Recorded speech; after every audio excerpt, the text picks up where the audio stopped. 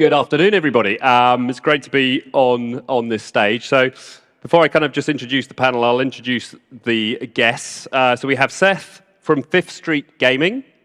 Seth, if you'd like to present yourself.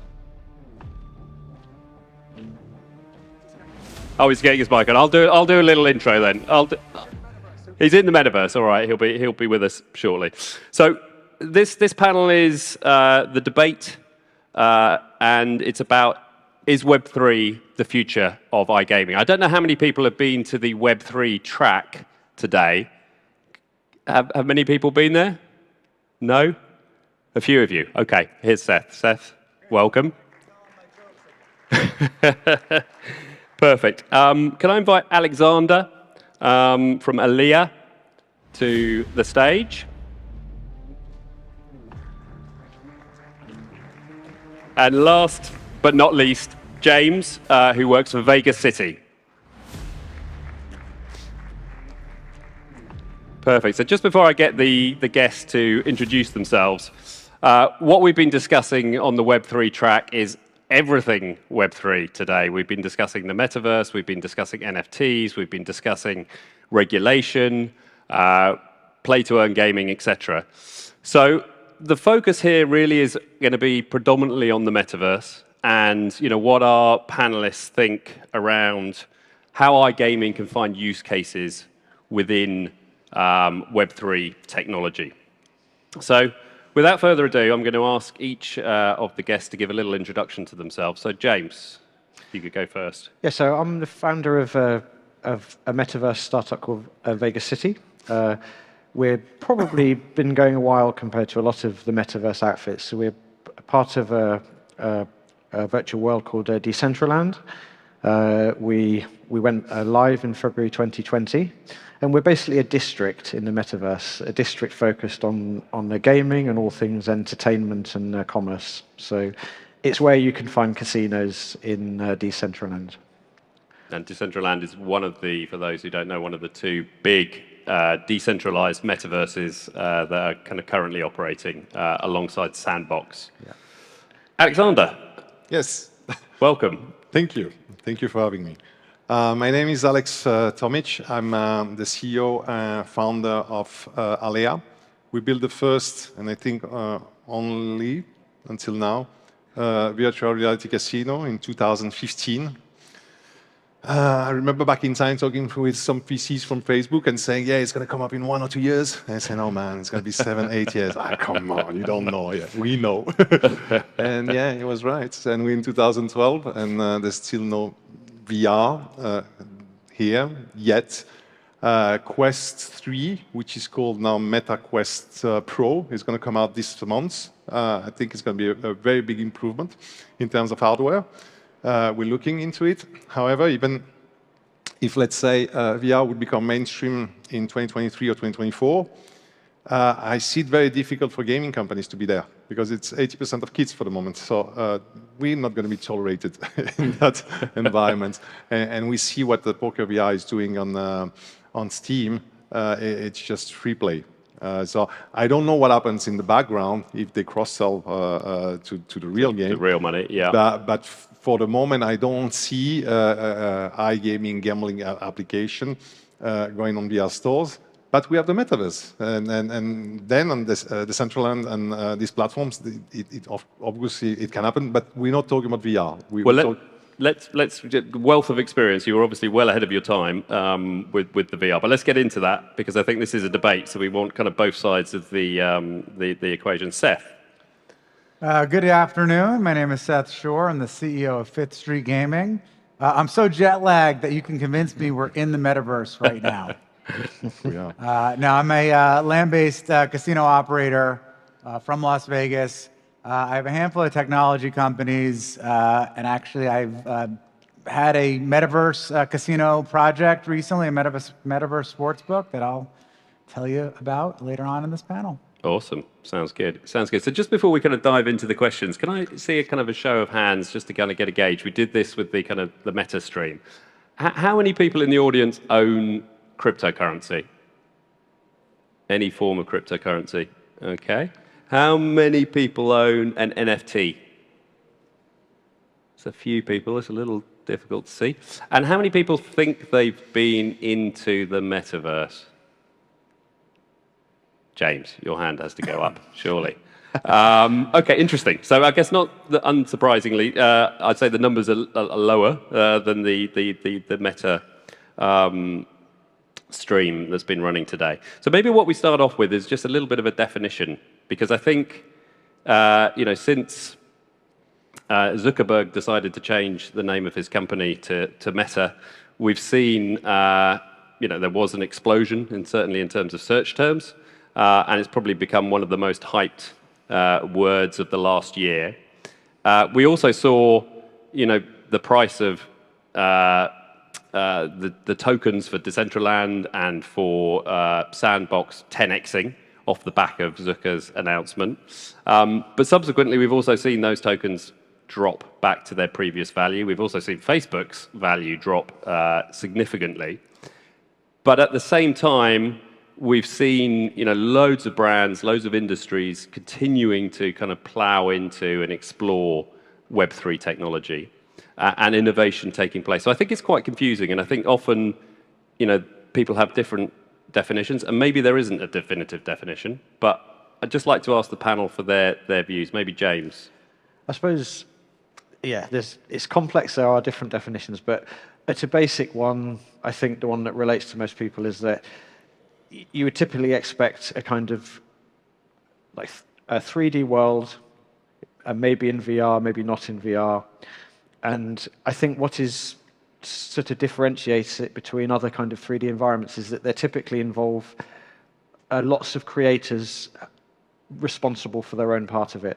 So you can create games and constructions in a metaverse, and you will be able to kind of operate those independently of the people running the metaverse itself. That's certainly true for things like Decentraland and Sandbox, and also platforms like Roblox. Okay, interesting. So for you, it can be both centralized and decentralized, and blockchain doesn't have to be an integral part of the equation. So it could span from gaming like Roblox all the way through to fully decentralized environments. Alex, do you want to talk, I suspect, maybe on the VR side, given your experience, or broader? Not necessarily. Okay. I think it's important to differentiate metaverse, which is an important feature of Web3 and Web3. So what's Web3? We have Web 1, which is the web. We have Web 2, which is social media, and where basically your data is a commodity, and it's very important. And we have Web 3, where we've got blockchain, NFT, metaverse, whether, as you said, it's 32 pixel Minecraft style 3D shit, or some crazy VR thing. Basically, that's the front end, and we have the back end, which is the technology. And the technology is blockchain, cryptocurrency, etc. You may not believe in the technology, and I wasn't an early adopter, and I'm still a skeptic, but you can't deny that today cryptocurrency are used, especially in gambling. Biggest casino is stakes, it's crypto casino. All this technology are here. It's not a question if yes or no, it's just when and when it's going to burst out. So that's the most important thing. So Web3, it's all this decentralized technology where, because of the fact that they're centralized and because of the fact they're anonymous, our data will not be the commodity anymore. So we have a change of business model that's fundamental. What I don't foresee now is how that's going to be replaced. Because today everything is free because we give away our data. We give away our privacy. If tomorrow we are master again of this data and we choose to give it or not, and we want to be paid or rewarded for that, okay? What are going to be the new business models of this new Web3 platform, which is basically just an evolution of internet, okay? Interesting, yes. I think that's you're kind of touching on the decentralized Web3 aspect and data and your own identity and controlling that identity. which I guess, given James's point, could be, but isn't necessarily related to a metaverse. Exactly. Metaverse is just the front end. Yeah. Like we had desktop and mobile in 2012 that exploded, and we saw it in the gaming industry with Leo Vegas. That launched in 2012 and became the mobile casino. We're going to have tomorrow the metaverse or VR or whatever you call it casino. Yeah. Okay? But this is just the front end. And you may also not believe in that. Why did we go from desktop to mobile? And that, which is on the other side of the spectrum, we lower the quality of the experience, but we can take it wherever we want to something which is very immersive. Maybe people are not going to want that. And actually, I don't spend more than 30 minutes in VR. Yep. It's very, you close yourself to the external world. So I'm not sure this is going to work, but that's maybe the less important point. The more important point is the Web3. And the data piece. So just to play devil's advocate, I mean, I think you're right. I think you will need, businesses, if it does progress, will need to find different ways to monetize. But what if it's the consumer who actually says, well, look, I've had enough of my data being used because there's no such thing as a free lunch and these data breaches, et cetera. And there is a movement, which probably isn't our generation, it's probably the generations below us, that says, well, no, actually, this technology gives me power. And then you go figure how to make the money out of us. One thing, that it's not a coincidence if Facebook is Meta. Because these guys, they know that if we go towards that direction and they don't own it, being the owner of the platform, being the owner of the metaverse itself, they're going to lose their business model. Correct. So that's why they're trying to keep hold. It's a wall. And not let it go, but it can't work. I mean, if it works, they won, we lost. Okay. Yeah, all very good points. I'm going to butcher a quote for the second time today, and it goes something like, metaverse can be defined as a moment in time when one's digital identity is as important as their physical identity. And I think to many people, we're there. One very clear way of monetization, we are seeing it today with Roblox and other metaverse that have created an economy and have created digital assets that at least my children have no problem spending a lot of my money on. So that exists, and if we're talking about future generations, I think that's going to continue to exist. Decentraland, people are spending money on land. So that's here, that's been here for a long time. I think that'll continue to be one very clear path to monetization in addition to leveraging people's data.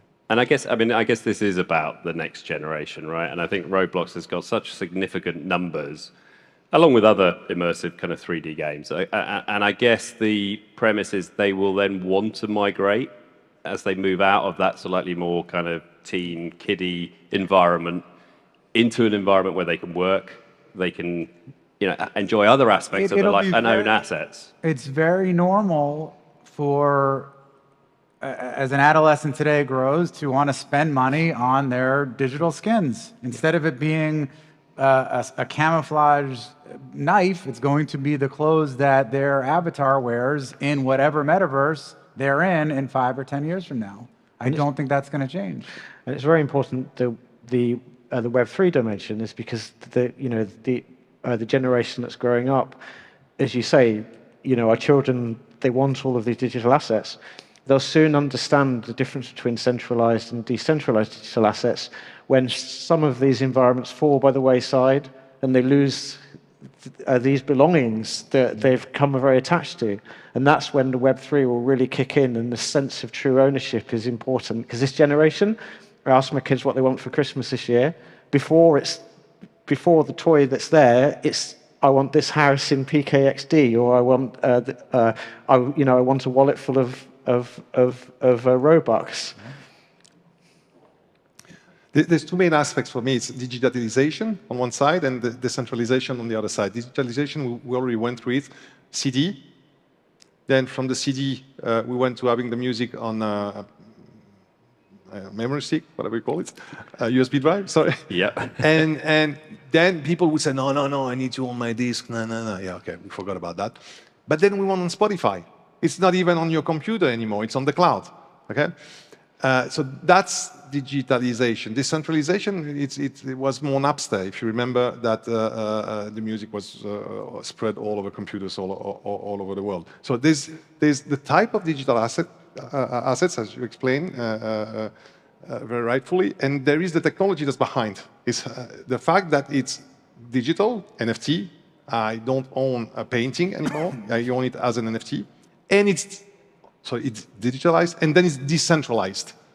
Okay, it's not in a specific place; it's just out there, and that's blockchain and all the technology that's behind.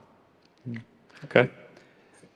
We've seen lots of other industries, exploring NFTs certainly and metaverses. I think gaming, in particular, is leading the way, and the likes of kind of Unity and Epic are kind of lining themselves up to be the kind of creative powerhouses for the metaverse. And we've seen other new game formats being developed, play to earn gaming, etc. We've also seen fashion throw themselves in. We've seen sports throw themselves in. Two questions, I guess. One is, are there learnings from what others are doing for the gambling industry? And what is the gambling industry doing? Is it behind these other industries? Maybe Seth, your view. Sure.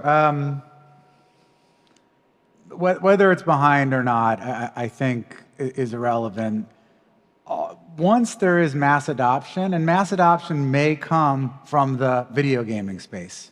So once there is enough critical mass, there is clearly a place for the gambling industry to continue to nurture the relationships with its guests remotely in a metaverse. Far better, in my opinion, than we can do today via a 2D mobile slot game.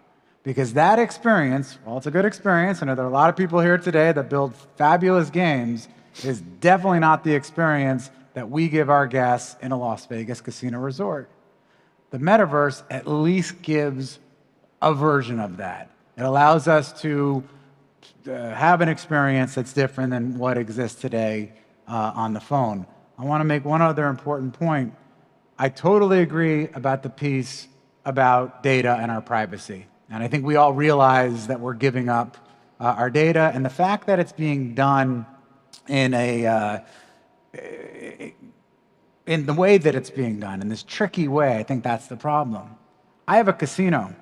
I ask my customers for their data. I ask them to stick a card in the slot machine so I can track them, so I can give them rewards. You know what? 86% of my customers do that happily because I'm upfront about it and I'm very clear what they're getting for giving me this data. So I think if we're more transactional and more transparent about it, I have a feeling people are actually going to be more okay giving up their data than we think. It's just the way that it's being done today that I think we have a problem with. Okay, no, interesting. But I think the use case you touch on, and obviously from your perspective, having an in-real-life casino, the internet undoubtedly has been the biggest innovation for this sector and many other sectors this century, and that has kind of made the gambling experience solitary. But there's other advantages, clearly, of being on the internet. So then all of a sudden, if you can bring some of that socialization and social aspect back into the internet experience, you've created something which is more akin to an in-real-life experience. Absolutely. We've seen it with concerts, right? Why is it that Fortnite has a concert, but the casino entertainment industry hasn't figured that one out, right? Yep. I mean, we work, and that's only a matter of time. And then it comes down to status. Just like in a casino, people want status. In the metaverse, there'll be ways to earn status, and that's the psyche of the gambler, right? Let's face it. Most gamblers have big egos. They want to be in the top tier, and they want their friends and that pretty girl or handsome guy to know it. And I think we can play into that psychology in a metaverse more so than in a 2D internet casino. Yep, that makes perfect sense. So let's then, taking that premise, use the other two guests to give I suspect, a slightly polarizing view around how they see that working. So maybe Alexandre first, with your VR experience, because VR in theory should be the perfect vehicle for bringing an in real life experience to life. What's your experience been? So today when I see what's called the metaverse, this Minecraft version, I mean, it's not sexy. I'm not attracted, and I don't even understand the purpose of it. You're talking things like Roblox, Sandbox, or Decentraland. Yeah. Well, now the experience we built in 2015, and that we started with Unity, and we built another version 3 years after in Unreal, and it's fucking awesome. I mean, when you put your goggles, you're in this VR environment that's really, I mean, it's a level of rockstar production. And you have cabinets of slots, and inside we emulated a web browser, Google Chrome, to be able to display games coming from the web, from all the providers, microgaming, net, etc. So these are real money games? Or? Yeah, real money games. You go inside, basically, we just take the games from our website, okay? It's on the web, and we put them in the cabinets. And we dress the cabinets with the theme of the game. I mean, it's beautiful, and I could spend hours there, and I was like, wow, just wow, it's beautiful, the experience is beautiful. And we didn't develop yet the aspect you're talking about, which is a social aspect when you can interact with other players, etc., that will bring it to another level. Okay, it was just the environment that was exceptional. I do believe in that, and with the technology we have today, we can do it, and with the technology we had before, we can do it. We did it on Rift. Okay, so it was connected to a computer. We adapted it for Quest 2. And with Quest Pro now, or Meta Pro, it's going to be even better. My only concern is the feasibility of it on the platforms, which are the VR platforms. It's going to be difficult for us to get there. That's my only concern. The feasibility of the platforms being like Steam or will not allow gambling application on their platform, on their VR platform. And here, again, it's not decentralized. We're not fully Web3. We're shifting towards virtual reality, but we don't have blockchain anymore. We don't have NFTs. We don't have everything we talked about, which is the infrastructure of the Web3. We're moving more, and we're talking more about VR, which is what I know. I find it amazing, but it's not Web3. It doesn't have the power of what Web3 is. Yeah, I guess it doesn't have to, though, right? I mean, you can still have an experience with that. Completely. It can be a very sexy, entertaining experience, and you don't have blockchain, you don't have this, you don't have that. Yeah. And on Meta, it's possible to have real money gambling? No. Not at all. So it's very difficult on all of the platforms. In any VR platform, you can't go, at least for today, with real money. Yeah, gotcha. Because it's kids, basically. Yeah. You know, I think it's worth pointing out on Meta, on Facebook, they've had social casino for a long time. People are wagering and losing a lot of money. You know, whether it's a version of that, I don't know how far off platforms or game developers are from accepting gambling. What I can tell you is I work very closely with the biggest game developers in the world, Activision Blizzard, Ubisoft, Riot. And if you asked me 5 years ago whether they'd be okay with sports betting on their games, I would have said no. And today they are. They're okay with that. They're okay with people wagering money. Of course, it's given that those people will be of age, that there's proper KYC. I mean, that goes without a doubt. And I'm assuming some level of VR has biometrics where we know exactly who the person is. If the gambling industry needs to make sure that's the case, we will. But do you think that might be to do with the fact that a lot of these, you know, Unity and these providers are American, and obviously regulation is a relatively recent thing in the US, so it's becoming more acceptable? Because as you say, the technology can enforce the regulation. For sure, no, I think it is. I mean, are you suggesting that there'll be a backlash after it's gone on for a little while? No, I'm just suggesting the kind of, you know, the Facebooks and the, you know, the different Unity and Unreal Engine, et cetera, and the game developers typically are American, and you know, gambling has been taboo, you know, up until 5 years ago. Well, and it's very American of Facebook to say we're not going to have real money gaming, but we're going to have this thing that people lose Yep. money and they don't get the opportunity to win it. Yeah, yeah. Right? But I was kind of reinforcing your argument. I suspect Yeah. you're right. I suspect that will begin to change, and they will start accepting real money. No, completely. I mean, we didn't have regulation in the US. Now we have. Market is opening. Yep. So definitely it's going to, I agree. So first, there's always a way. Social, casino, sweepstakes. I mean, there's many ways to go around. One thing. Second, we have regulations now opening in different states of the US, which means that it's legal that audience can play. So I think at some point you will be able to reach Facebook, etc. Okay. Yeah. My point is just that specifically about VR and today, 80% kids. Yeah. When it becomes mainstream and it matches the normal, I don't know, repetition of the population, I don't know how to say it in English, then yes, of course, fine. Yeah. But today you mostly have kids. That's the only thing. But of course, at some point we're gonna. Let's now get James's perspective, because James is operating.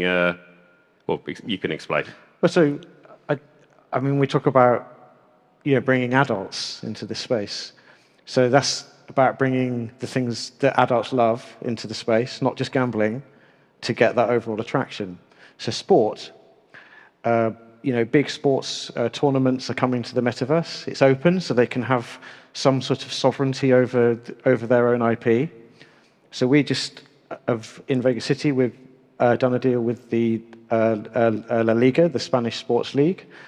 So inside Vegas City will be a La Liga stadium, and it will expose a lot of new content from the Spanish league, including actual soccer, but also more than that, a social experience in which people can watch soccer together.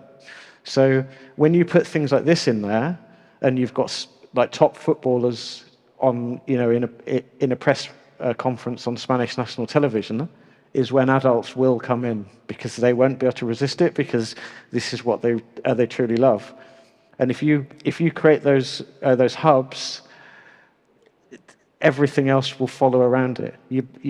So it's only a matter of time before you walk out of this stadium and there's a bookmaker across the road offering bets on what's happening in there. Strip clubs. Strip clubs, well, yes, 100%. I didn't want to be the first one. Says the Vegas man. I think that's amazing. So I worked on a small project on AltSpace, another metaverse, and we built a small sports book. And when you walked in, it was a man cave. It was a very well-designed sports book. I have a company called BetterView, where we actually put screens in bars and restaurants and stadiums in real life, okay, that shows sports betting odds and analytics. It's a customer acquisition tool.